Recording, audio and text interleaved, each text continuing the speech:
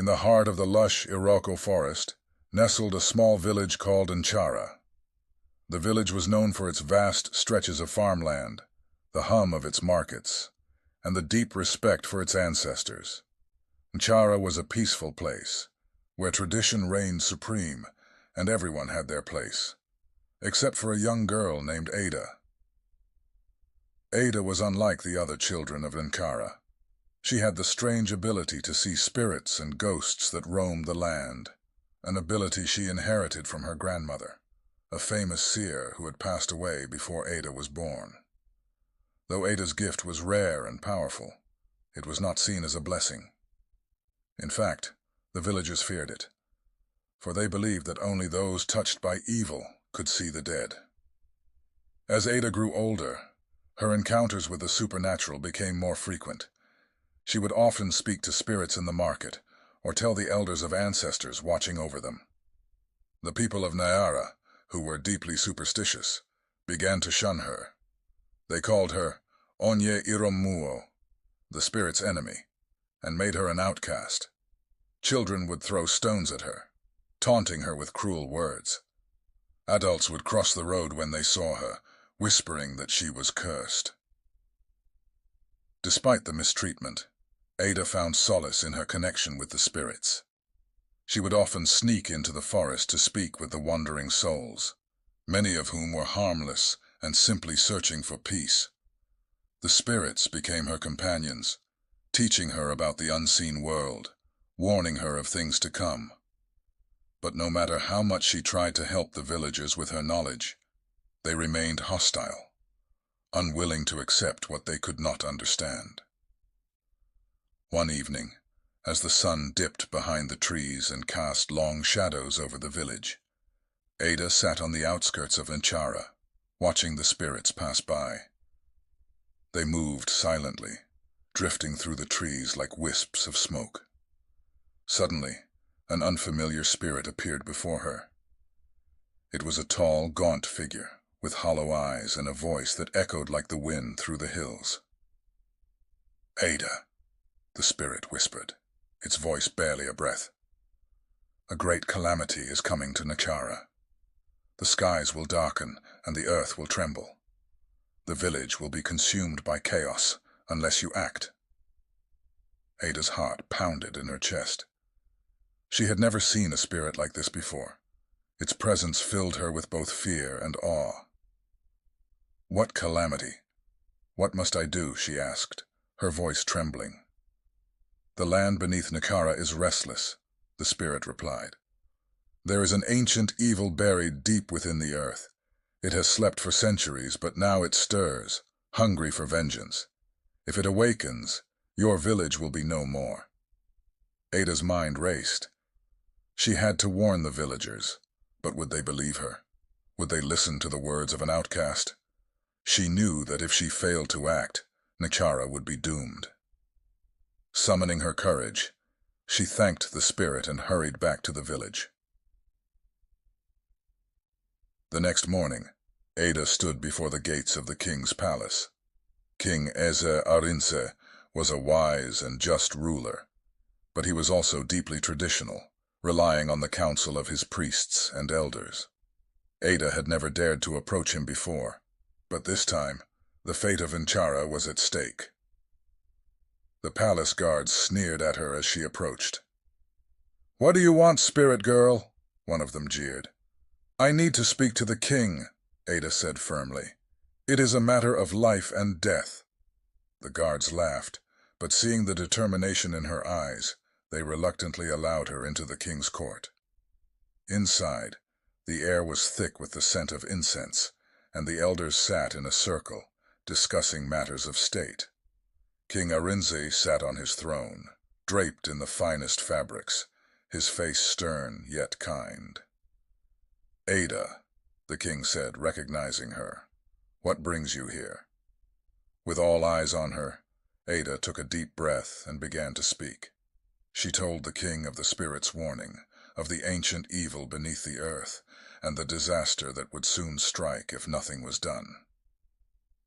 The court was silent as she spoke, the elders exchanging nervous glances. When she finished, the chief priest, a tall man with a long white beard, stepped forward. "Your Majesty," he said, his voice filled with disdain, "this girl is known for her unusual abilities, but we cannot take the words of an outcast seriously. She communes with spirits. How do we know this is not a trick of the dead?" The king stroked his chin, deep in thought. "And yet," he said slowly, "the spirits have spoken through seers before. We cannot ignore such a warning lightly." Before the priest could protest further, a rumble shook the ground beneath their feet. The palace walls trembled, and the air grew thick with the scent of burning earth. Gasps echoed through the hall as the villagers outside began to scream in fear. Ada's heart raced. It was the beginning. The earth beneath Nchara split open, revealing a jagged chasm that cut through the village like a wound. Dark smoke billowed from the ground, and from the depths of the earth a terrible roar echoed through the air. The villagers fled in terror, their faces pale with fear.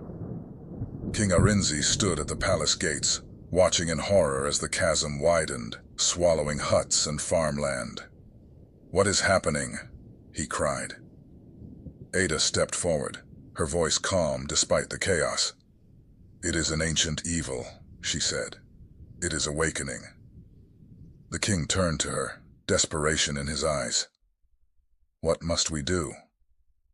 "The spirits can guide us," Ada replied, "but we must act quickly."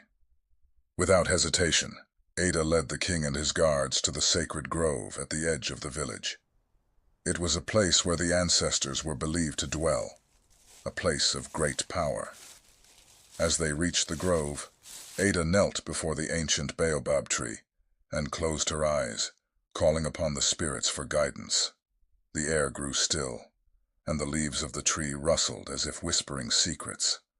Slowly the spirits began to appear, glowing figures that hovered around Ada, their faces solemn.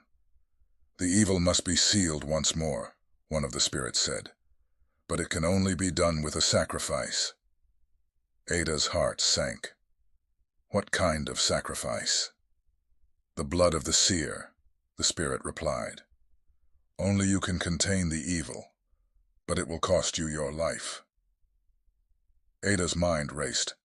She had always been shunned for her gift, but now it seemed that gift would be the salvation of Nchara. She thought of her grandmother, the seer who had once been revered, and of the villagers who had cast her aside. They had feared her, but she had never stopped caring for them. With a heavy heart, Ada stood and turned to the king. "I must sacrifice myself to save Nchara." The king's eyes widened in shock. "No, Ada. There must be another way." "There is no other way," Ada said softly. "This is my fate." The ground trembled once more as the ancient evil rose higher, its shadow looming over the village like a storm cloud. Ada knew there was no time to waste. She took a deep breath and stepped toward the chasm, the spirits guiding her every step. As she reached the edge, she closed her eyes and whispered a prayer to the ancestors. Then, with a final, resolute step, she plunged into the chasm, her body disappearing into the darkness below. For a moment there was silence. Then the ground shook violently, and a blinding light erupted from the chasm, illuminating the village in a brilliant glow. The ancient evil let out a final, deafening roar before the chasm sealed shut, trapping it once more beneath the earth. The villagers watched in awe as the ground settled, the dark smoke dissipating into the air. The calamity had been averted, and Nchara was safe. Days passed, and the village mourned the loss of Ada, the girl they had once feared and cast aside. They built a shrine in her honor, placing it at the edge of the sacred grove, where the spirits dwelled. People came from far and wide to pay their respects to the brave young girl who had saved them all. King Arinze, moved by her sacrifice, declared that Ada's name would never be forgotten. He gathered the villagers in the square and spoke of her bravery, her gift, and her willingness to give everything for the village that had rejected her. He called for an end to the superstitions that had made her an outcast, urging the people to embrace those who were different. As the years passed, Ada's story became legend. Mothers would tell their children of the girl who saw spirits and gave her life for Nchara. Her name became a symbol of courage, and the people of the village learned to honor those with gifts beyond the ordinary.